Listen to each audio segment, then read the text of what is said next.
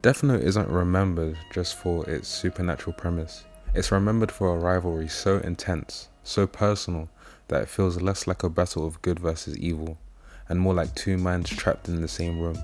Light Yagami and L don't just oppose one another, they define one another, and that's what makes their relationship perfect. At their core, Light and L are mirrors. Both are geniuses, both believe they are right, both are willing to sacrifice lives in the name of their ideals. The difference isn't intelligence, it's justification. Light believes he is becoming a god to cleanse the world. L believes stopping Kira is necessary, even if it means bending morality and exploiting people. Neither is purely heroic, neither is purely monstrous, and that moral overlap is what makes their conflict so compelling. Most rivalries keep enemies apart. Death Note does the opposite.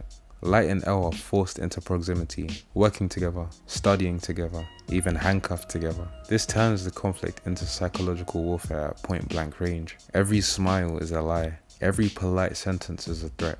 They aren't just trying to defeat each other, they're trying to prove they understand the other better than anyone else ever could. What makes their relationship exceptional is that it doesn't rely on action. There are no epic fight scenes between Light and L. Instead, every battle happens internally, through deductions, traps, and silent calculations. Each conversation is a chess match. Each pause is a risk. The tension comes from what isn't said, not what is. Death Note turns intelligence into spectacle, and Light and L are the perfect players. Light's greatest weapon is deception. He hides behind the image of a perfect student, a perfect son, a perfect citizen. L's strength is suspicion. He strips away appearances and assumes guilt until proven otherwise. Their relationship becomes a philosophical conflict. Can truth be discovered or only concealed? Is justice defined by results or by intent?